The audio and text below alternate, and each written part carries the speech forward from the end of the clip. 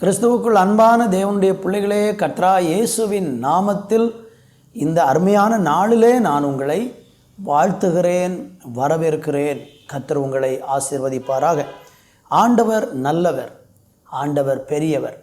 நம்முடைய வாழ்க்கையில் ஏராள நன்மைகள் அவர் செய்திருக்கிறார்.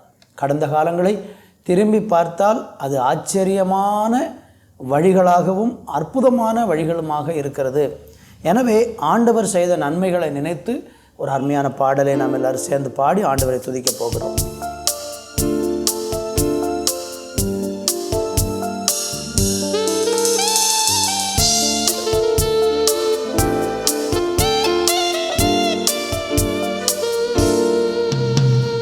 குறைவில்லாமல் காத்து வந்தீரே, கோடி ஸ்தோத்திரமே. என்னை அதிசயமாக நடத்தி வந்தீரே, 1000 ஸ்தோத்திரமே, 10,000 ஸ்தோத்திரமே. ஒரு குறைவில்லாமல் காத்து வந்தீரே, கோடி ஸ்தோத்திரமே. என்னை அதிசயமாக நடத்தி வந்தீரே, 1000 ஸ்தோத்திரமே, 10,000 ஸ்தோத்திரமே. ஆருயிரே, ஆறுதலே, ஆயுளெல்லாம் காப்பவரே. ஆருயிரே, ஆறுதலே, ஆயுளெல்லாம் காப்பவரே. ஒரு குறைவில்லாமல் காத்து வந்தீரே, கோடி ஸ்தோத்திரமே. என்னை அதிசயமாக நடத்தி வந்தீரே, 1000 ஸ்தோத்திரமே, 10,000 ஸ்தோத்திரமே. வருஷத்தை நன்மையினா முடிசூட்டி மகிழ்ந்தீரே, வருஷத்தை நன்மையினா முடிசூட்டி மகிழ்ந்தீரே. வாதைகள் நெய்யாய் பொழிந்தீரே, எல்லா வாதைகள் நீக்கி மகிழ்ந்தீரே. வாதைகள் நெய்யாய் பொழிந்தீரே, எல்லா வாதைகள் நீக்கி மகிழ்ந்தீரே.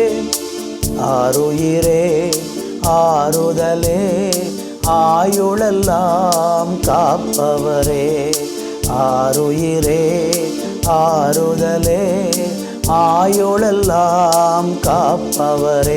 ஒரு குறைவில்லாமல் காத்து வந்தீரே, கோடி ஸ்தோத்திரமே. என்னை அதிசயமாக நடத்தி வந்தீரே, 1000 ஸ்தோத்திரமே, 10,000 ஸ்தோத்திரமே. ஆருயிரே, ஆறுதலே, ஆயுளெல்லாம் காப்பவரே. ஆருயிரே, ஆறுதலே, ஆயுளெல்லாம் காப்பவரே. ஒரு குறைவில்லாமல் காத்து வந்தீரே, கோடி ஸ்தோத்திரமே.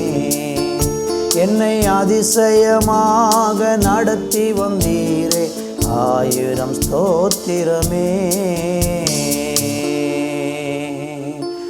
ஆருயிரே, ஆறுதலே,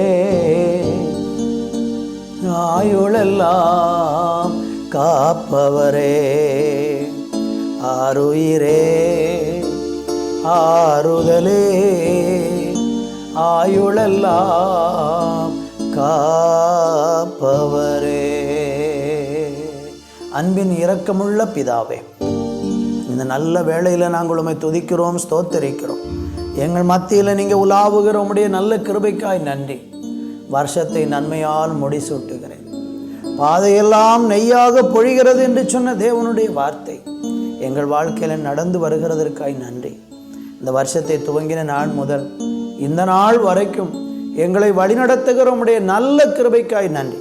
தொடர்ந்து ஆசீர்வதி. இயேசுவின் நாமத்தில் பிதாவே, ஆமேன், ஆமேன். தேவனுடைய பிள்ளைகளே, இந்த நாளிலே சங்கீதம் 65 11 நான் வாசிக்கிறேன். வருஷத்தை உம்முடைய நன்மையால் முடிசூட்டுகிறீர், உமது பாதைகள் நெய்யாய் பொழிகிறது. வாசித்து கேட்ட இந்த வேத வசனத்தில் நாம் பார்க்கும் பொழுது ஆண்டவர் சொல்லுகிறார், வருஷத்தை நன்மையால் முடிசூட்டுகிறார் என்று சொல்லப்பட்டிருக்கிறது. உமது பாதைகள் நெய்யாய் பொழிகிறது என்று நம்ம பார்க்கிறோம். அருமையான தேவனுடைய பிள்ளைகளே, இந்த உலகத்தில் கடவுள்தான் நமக்கு கிருபையான வருஷங்களை கொடுத்திருக்கிறார். நீங்களும் நானும் இந்த உலகத்தில் ஒவ்வொரு வருஷமும் கடந்து செல்ல நம்முடைய வாழ்க்கையின் ஒவ்வொரு வயது நமக்கு அதிகரித்து கொண்டே போகிறது. கர்த்தருக்கு மகிமை. ஆண்டவருடைய ஒரு ஆசீர்வாதம், பூமியில் கர்த்தர் கொடுத்திருக்கிற ஒரு ஆசீர்வாதம் என்ன, ஒரு பாக்கியம் என்ன அப்படின்னு சொன்னால், நமக்கு தேவன் கொடுக்கிற ஆயுசு நாட்கள். கர்த்தர் நம்ம கொடுக்கிற ஆயுசு நாட்கள் எதற்காக என்பதை நாம் எல்லாரும் அறிந்து வைத்திருக்கணும். ஒரு மனுஷனுக்கு ஆண்டவர் அதிக ஆயுசு நாட்களை கொடுத்திருக்கிறார்னா, அந்த ஆயுசு நாட்களை கர்த்தர் கொடுத்ததற்கு ஒரு பெரிய நோக்கம் இருக்கிறது. என்ன நோக்கம் என்று கேட்டிங்கன்னா, தேவன் கொடுத்த ஆயுசு நாட்கள் அல்லது வருடங்கள் தேவனுக்காக நம்ம என்ன செய்கிறோம் அல்லது என்ன செய்ய போகிறோம் என்கிறத குறித்து நமக்கு ஒரு தெளிவான திட்டம் இருக்கணும்.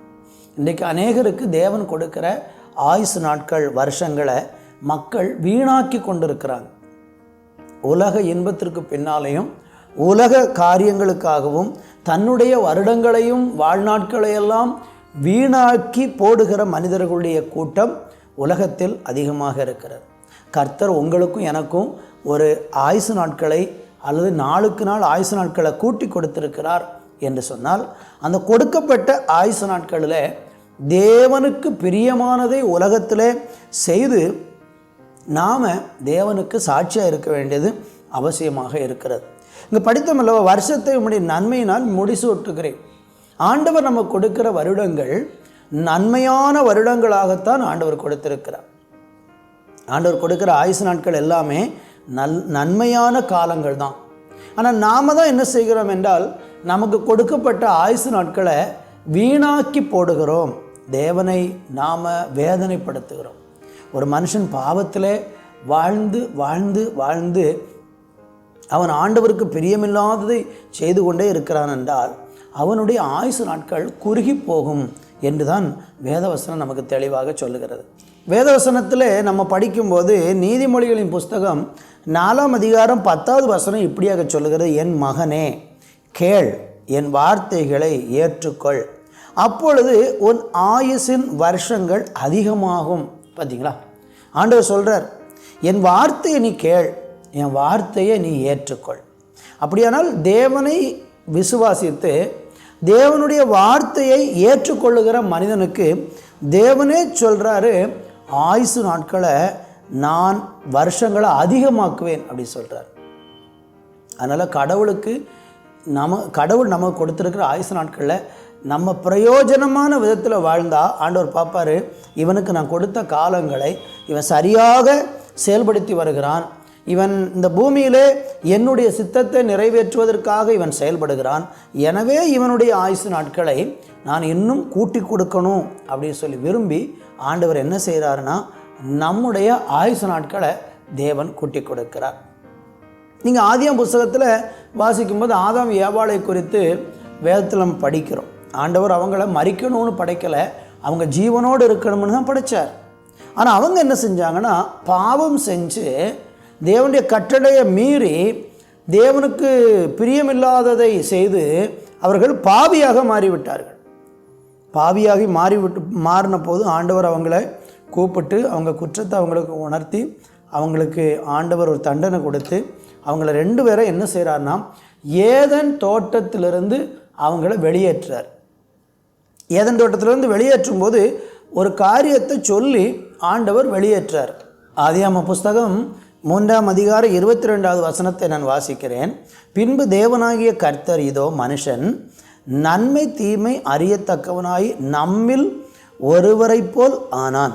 இப்பொழுது அவன் தன் கையை நீட்டி ஜீவவிருட்சத்தின் கனியையும் பறித்து என்றென்றைக்கும் உயிரோடு இராதபடிக்கு செய்ய வேண்டும் என்று ஆண்டவர் சொல்லிட்டு அடுத்து பார்க்கிறோம், அவன் எடுக்கப்பட்ட மண்ணை பண்படுத்த தேவனாகிய கர்த்தர் அவனை ஏதேன் தோட்டத்திலிருந்து அனுப்பிவிட்டார். பார்த்தீங்களா, ஆண்டவர் அவனுக்கு ஆயுசு நாட்களை கொடுத்தாரு. அதை அவன் கெடுத்து கொண்டதுனால ஆண்டவர் அவன் என்ன செய்யறான்னா தோட்டத்தை விட்டு வெளியேற்றுறார். ஏன் வெளியேற்றுறார் தெரியுமா?